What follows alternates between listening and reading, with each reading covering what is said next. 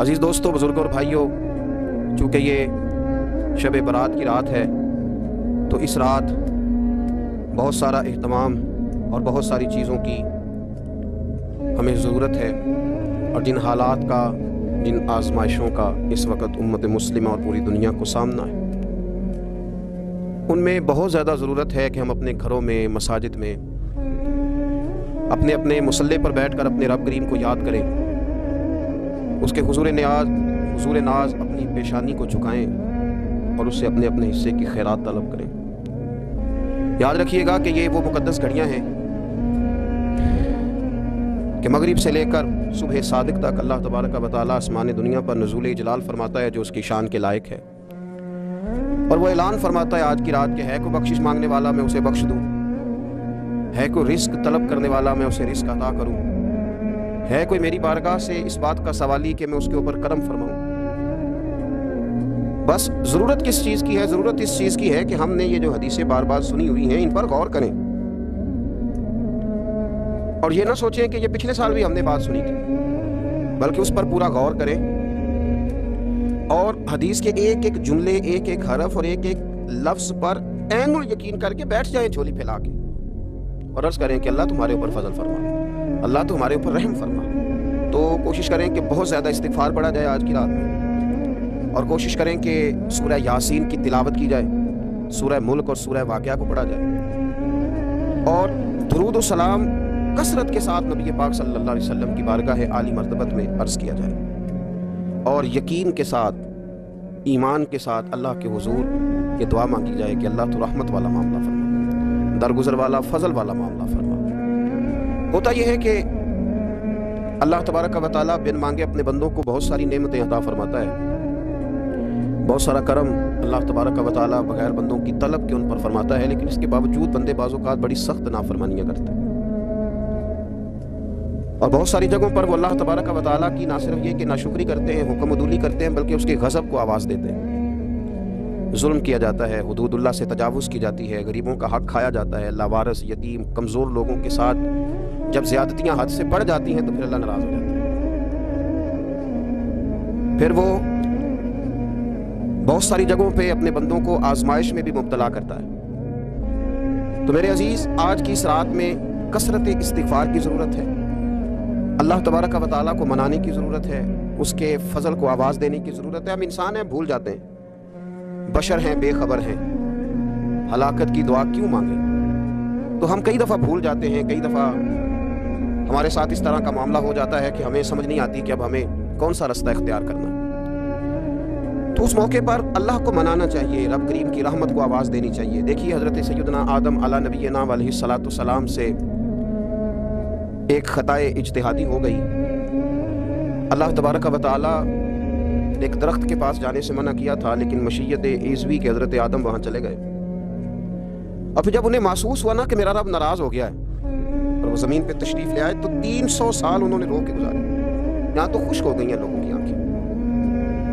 اب بھی لوگ ٹی وی کی خبروں پر زیادہ توجہ دیتے ہیں، لوگ ظاہری اسباب پر زیادہ نظر رکھتے ہیں۔ 300 سال جناب آدم علیہ السلام نے رو کے گزار دیے، 300 سال۔ اور پھر دونوں نے، قرآن مجید فرماتا ہے کہ دونوں نے، جناب آدم نے، حضرت حوا نے کہا، وقالا، دونوں نے کہا، ربنا ظلمنا انفسنا، اے اللہ ہم نے خود ہی اپنا برا کیا، وَإِن لَّمْ تَغْفِرْ لَنَا، اگر تو نے ہمیں معاف نہ کیا، لَنَكُونَنَّ مِنَ الْخَاسِرِينَ، تو اللہ ہم نقصان اٹھانے والوں میں سے ہو جائیں گے۔ اللہ کو منایا، اس کی بارگاہ میں آہوزاری کی، گڑ گڑائے، عرض گزار ہوئے، ربنا ظلمنا انفسنا، اے اللہ ہم نے خود ہی اپنا برا کیا ہے، وَإِن لَّمْ تَغْفِرْ لَنَا، اگر تو نے ہماری بخشش نہ کی، وَتَرْحَمْنَا، اور تو نے ہمارے اوپر رحم نہ کیا، لَنَكُونَنَّ مِنَ الْخَاسِرِينَ، تو ہم نقصان اٹھانے والوں میں سے ہو جائیں گے۔ اللہ تو ہمارے اوپر رحم فرما، ہم پر فضل فرما، ہمارے لیے آسانی فرما۔ اور جب یہ جملے آپ نے ادا کیے تو پھر اللہ تبارک و تعالیٰ نے ان پر اتنا فضل فرمایا کہ مالک کریم نے اپنی ساری رحمتوں، برکتوں، نوازشوں سے انہیں مالا مال فرما دیا۔ تو پہلے تو بات یہ ہے کہ احساس ندامت ہو، پھر اس کے بعد رب کریم کو منانے کی خواہش ہو، بے رخی کا مظاہرہ، اور اسی طرح کھیلتے رہنا اور اسی طرح روٹین کے کاموں میں لگے رہنا، بلکہ پہلے سے زیادہ ان چیزوں پہ توجہ کرنا جن پر پہلے کام کی جاتی، فضولیات کو اپنے معاملات کا حصہ بنا لینا، لوڈو پہلے سے زیادہ کھیلی جانا، شطرنج کی بازیاں لگنا، اور فلموں ڈراموں پر توجہ بڑھا لینا، گیمیں کھیلنے لگنا، بجائے اس کے کہ اللہ نے اوقات دیے ہیں تو اس میں رب کو منایا جائے اس کی بارگاہ میں۔ لیکن وہ اس طرح جیسے شقاوت بڑھتی ہے، جیسے ہمیں احساس ختم ہو گیا، جیسے ہماری طبیعت کے اندر اب وہ والی بات نہیں رہی جو کہ ہونا چاہیے تھی، تو اللہ کریم کی بارگاہ میں عرض کیا جائے، رب کریم کے حضور ناز یہ گزارش کی جائے اور اسے منایا جائے۔ سورۃ المومنون کو دیکھیے تو اللہ تبارک و تعالیٰ نے ارشاد فرمایا، دیکھیے ذرا قرآن مجید کا انداز، فرمایا وَقُلْ رَبِّ اغْفِرْ وَارْحَمْ، کہا اے محبوب آپ فرمائیے، آپ مجھ سے کہیے رب اغفر، یا اللہ تو معاف فرما دے، یا اللہ تو اپنے بندوں کو معاف فرما دے، وارحم، اور اللہ تو رحم فرما، اور محبوب آپ یہ کہیے کہ وانت خیر الراحمین، اے اللہ تو سب سے بڑھ کر رحم فرمانے والا، اے محبوب آپ یہ کہیے۔ یہ دیکھیے انداز، اللہ تو نے معاف کرنا ہے تو کر دے، فرمایا نہیں میرے حبیب پہلے کہیں گے، حضور فرمائیں گے میں اپنے محبوب کی زبان اطہر سے اس بات کو سننا محبوب رکھتا ہوں۔ میرے محبوب کریم علیہ السلام فرمائیں گے وَقُلْ رَبِّ اغْفِرْ وَارْحَمْ وَأَنْتَ خَيْرُ الرَّاحِمِينَ، اے محبوب آپ مجھے کہیے کہ اللہ تو بخش دے، رحم فرما، اور تو سب سے بڑھ کر رحم کرنے والا ہے، کوئی آنکھو شاید من جاوے تے میرا کام تدڑی دا بن جاوے۔ اے محبوب آپ کہیے کہ اے اللہ تو رحم فرما، تو کرم فرما، اور تو سب سے بڑھ کر رحم کرنے والا ہے۔ نبی پاک صلی اللہ علیہ وسلم نے نا ہماری توجہ دلائی، حضور صلی اللہ علیہ وسلم نے فرمایا بے توجہی کے ساتھ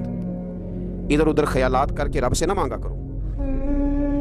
تردد کے ساتھ، بے یقینی کے ساتھ نہ مانگا کرو، بلکہ رسول کریم صلی اللہ علیہ وسلم نے فرمایا، یہ حدیث پاک مسلم شریف میں موجود ہے، حضور فرمانے لگے جب رب سے مانگو نا تو اصرار کر کے مانگو، جب رب سے مانگو تو اصرار کر کے، بچہ ناز دکھا رہا ہے اصرار کر، اللہ سے مانگو تو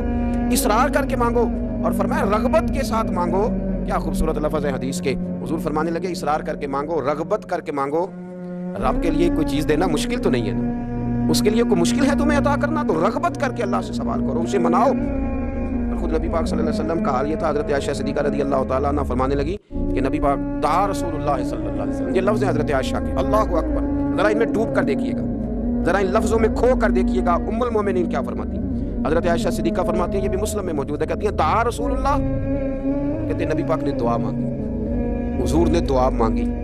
سبحان اللہ، کیا لفظ ہیں، کیا وجد آفرین جملے، کہتی ہیں دعا رسول اللہ،